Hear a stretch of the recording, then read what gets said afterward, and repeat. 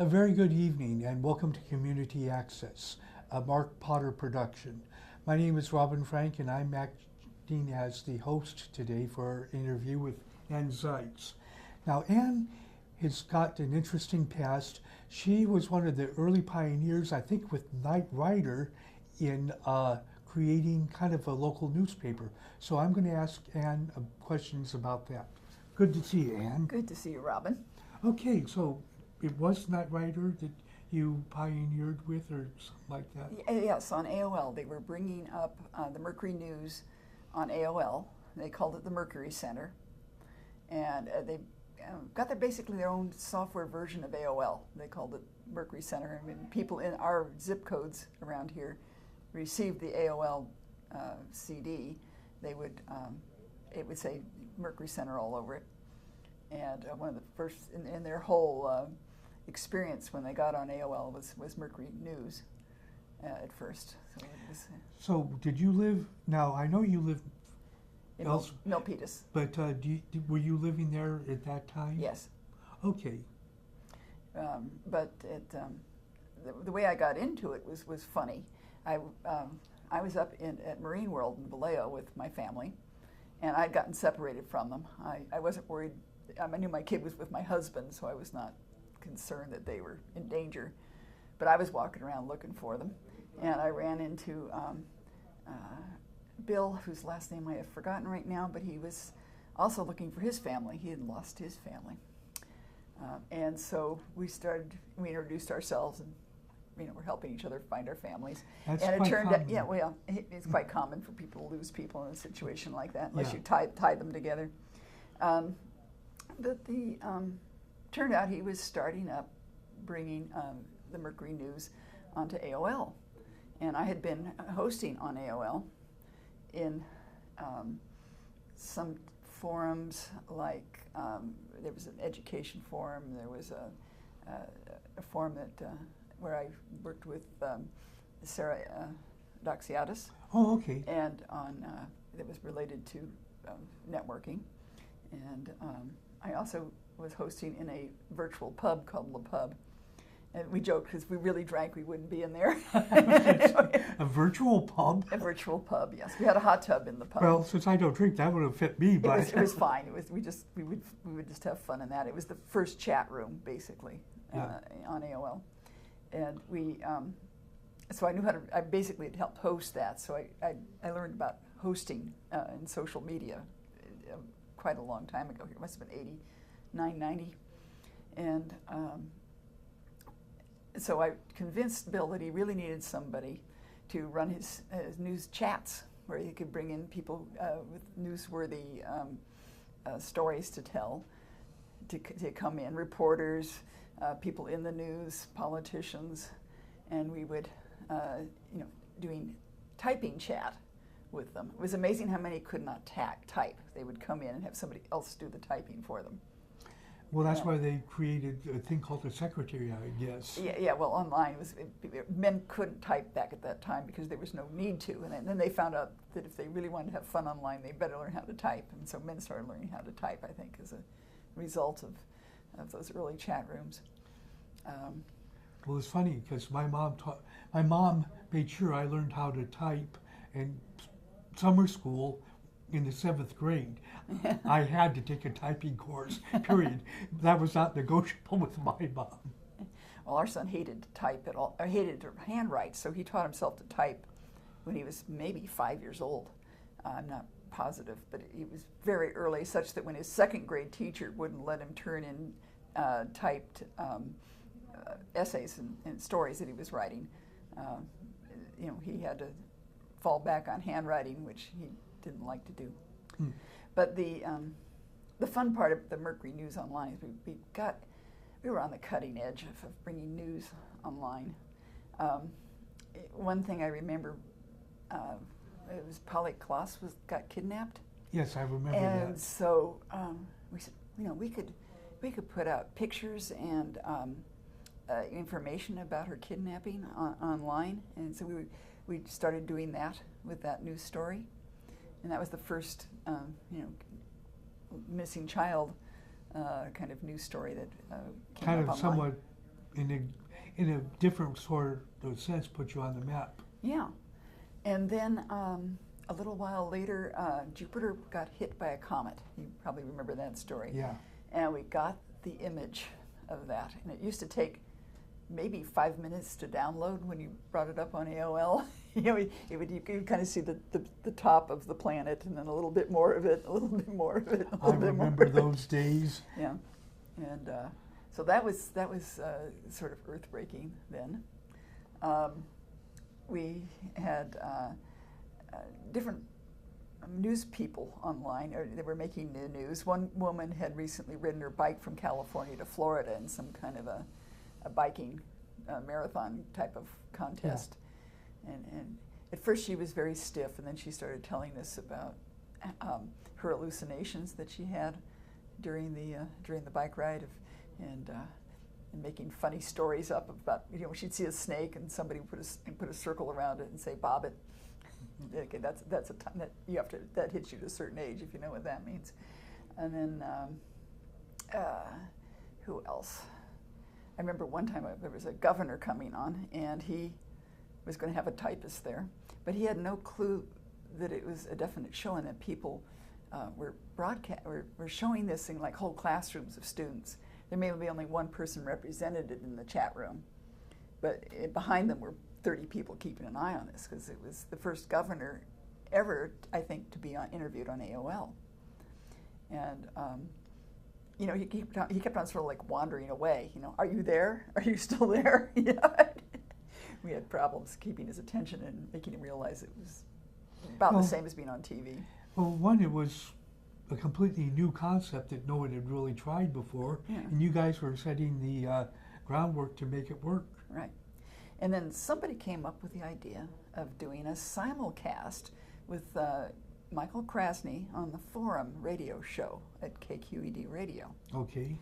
So what we did, it was not, the radio was not streaming online. You had to have a real radio next to you and listen to it. And the topic was being brought up, the chatters would talk about the topic too, just in chatting and typing.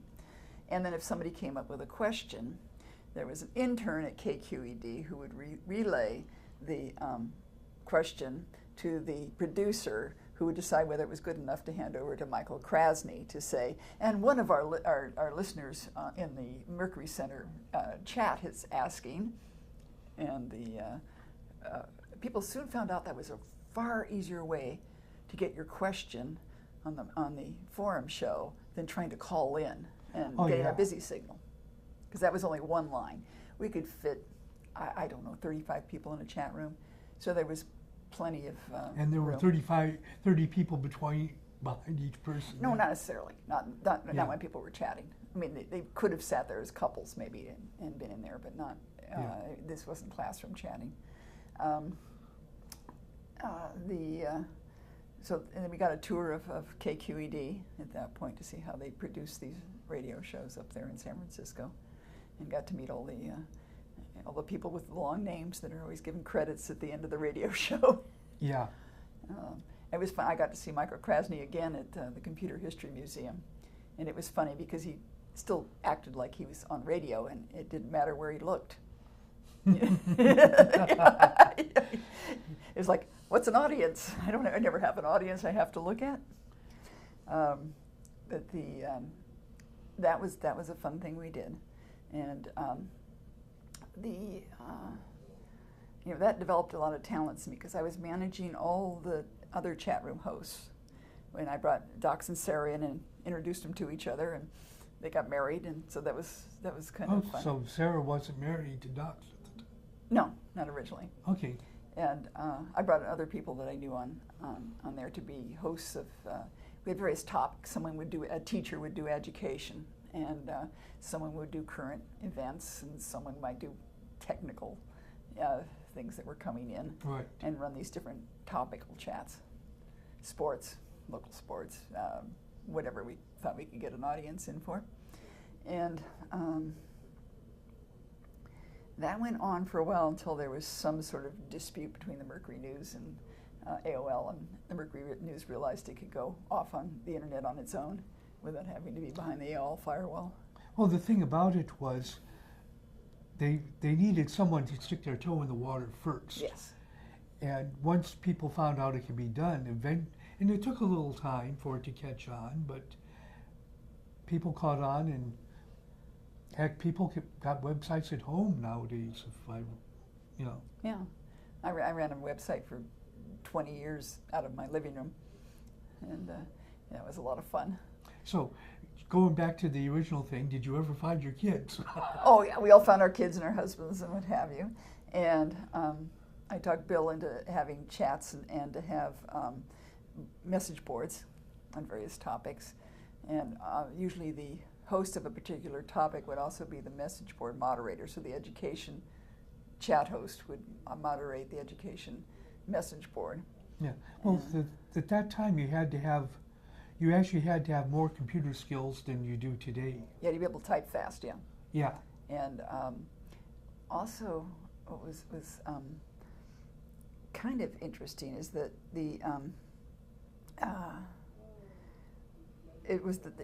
what's happening now is a lot of the reporters had a real anxiety about coming into our chats, and they might have a really Larry Magid was pretty good about coming on. He seemed to adapt real well, but some of the other reporters on Mercury News didn't want to have anything to do with it because they were used to turning in stories to editors who would carefully vet the stories, make sure everything was true and accurate. Fact checkers, fact checkers, the whole 9 yards before everything went, before it went into print the next day or whatever. And in a chat room, they might say the wrong thing, or they might spell something wrong, and they were very, very worried about not being totally correct. Well, the thing about it is, I can see their point in some aspect. If Yeah. you're a reporter, you're supposed to be in the know, and if you can't spell worth beans, it would be a little embarrassing because you're supposedly in the know and in the upper intelligence group. Yeah. And I can see Well, that. people just have typos anyway. Their fingers just go off without consulting the brain, I call it. And sometimes I'm typing away, and I know, or there's spell checkers now that correct you, quote unquote, Right. and into the wrong word. Well, the other thing is, you don't, you want your public perception, or the public's perception of you to be a certain thing, and Yeah. you can lose it. And like you and I are talking, now there's no way, because I know we're on camera, that I'm going to make an off-the-cuff remark. Right. But if I know I'm off the camera, you and I can make off-the-cuff remarks. But some people, if they're working alone, and then an editor, they can make all the off-the-cuff remarks and thoughts they have without worry, because it's going to get stopped way before anyone else. But when you're doing chat, oh no. No. So you still don't see many chat news stories. Right. Occasionally someone will do something streaming now in YouTube. They'll be doing some kind of report in YouTube live, or Google, I think. There's Google and Facebook both have live chats. And the people kind of chat on the side, but you'll notice nobody important related to the story is ever in there. Yeah, but the thing about it, and this happens in Facebook, we got conservatives and liberals and everything step between, and even more radical on both sides. Now, a conservative once made a comment that I happen to agree with. I mean, I just happen to, that does make a little sense. So of course I gave him a thumbs up. The haranguing I got off Facebook. I mean, I just walked away from all of it because, it's like, I happen to agree with someone that came up with something, and it wasn't on a major subject. I mean, it wasn't Trump versus Clinton or, anything of, and the amount of haranguing you get is amazing. I avoid certain topics. Well, like I said, it's easier. Though one time somebody said something about women have equal rights, and some conservatives said no, they don't, and they were starting to get an argument. I said, the ERA has never passed. Women do not have equal rights yet. There was little piecemeal laws. you get equal rights right here, and you get equal rights right there. But it's not the global thing that the ERA would have done for protection. True enough. So every once in a while those kind of things come up. Yeah. But what I found amazing is there was no limit to the amount of haranguing a person could take. That was one thing I liked about being a host. Is I learned early about how to cut off people entirely. There is literally drop dead switches available to everybody, where you can make somebody totally vanish from your online life. And I tell people, if you don't want to hear somebody, just cut them dead. You can literally cut them dead so they never show up again. We had a problem with that in the Mercury News. There was a teenage boy who would come in, and he'd appear to be friendly, but if anybody had a disagreement with him about something, he would report that person to the AOL police, who would cut that person's account off. And it became very dangerous to be coming into the Mercury Center. Well, what he didn't know is the Mercury News knew who all their subscribers were, and were able, because of his screen name, to figure out who he was, where he lived, and what his phone number was. And one of the big bosses at Mercury News called the father up and said, your son's causing problems here. Would you please keep him off of the internet off of AOL? We need to cut his account. We never didn't see from him again. The father did not like being called up by a major editor at the Mercury News. Well, I think there's an old adage, and who knows that don't piss anyone off that writes in pen and ink or something. Oh, yeah. But I'm saying there are ways as hosts that we can make it appear. A person could be typing and chatting; they'd see everything, but no one else would see what they typed. Right. So they were just totally quiet. You can still do that. You can do that on Facebook. So if you don't want to hear what somebody says, you can just cut them off. Yeah. Well, I just chose to walk away from Facebook. Yeah. So, and I don't know how much longer I'll last there. Well, the thing I look at is one body less, no one will notice. Yeah. Well, it is when you begin to have fewer and fewer friends there. My brother is decided he's just had it with it and not stopped going. And he lives up in Montana, and he's got deer in his yard. He's got a beautiful, beautiful garden. He was always posting pictures of his garden, and I could keep up with what he was doing and the interesting things he was doing. And now he's decided not to be there.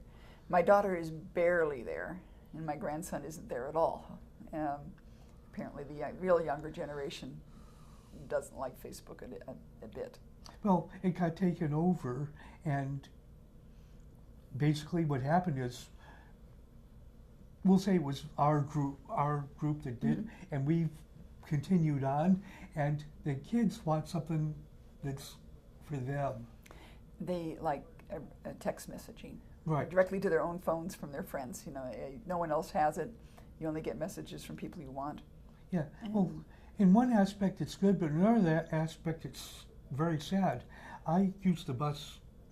I don't know if you knew that or not, but I used the bus. Now, well, I've now got a car, but I'd be on a crowded bus with about 40 people, and everyone's like this. And it's like, when I took the bus to college, man, we were all yapping. The whole bus, and this was the same. Yeah. This was the same bus lines that, because I went to college out here in California, in the Bay Area, and so it was San Jose State, De Anza, Foothill colleges that I would be on bus to. And like I said, everyone was yapping away. Oh, we made great friends on our commutes, yeah. Exactly. I had a commute from the suburbs of Portland into Portland on a regular basis. Right. And always, at the same time of day, there were always the same people. Right. And so, we got talking to each other. The same bus driver, everybody, he knew exactly where you wanted to get off. You didn't have to bother to pull any strings. Yeah. But now you're like this, and it's like, when did I walk into a mausoleum? I mean, a rolling mausoleum. But it can, The other day I was in Jamba Juice, and I talked to the person who was next to me in line for a while, and the the person who was serving me says, "You know him?" I go like, "No, we just met in line." You know, "You're talking to a strange man in line? Oh, are you taking risks?" You know. Well, he had a staple shirt on, so I assumed he worked at the store around the corner. You know? Well, not only that, okay, line the groceries. I'm sitting there with a couple of items, and two women are talking, and one of them says something, and I just bust out. Yeah. You know, I bust up, you know, I'm laughing. And, you know, sometimes I'm greeted, Yeah. you know, it's like, "Oh, you understand." Or sometimes I get this look like, "What are you doing?" And I'm sitting there, "It was funny, I'm sorry. I'm right behind you. What am I going to do? Where am I going to go?" Yeah, it sometimes when things get down to text, people aren't as funny. Yeah. Some people will deliberately put a joke up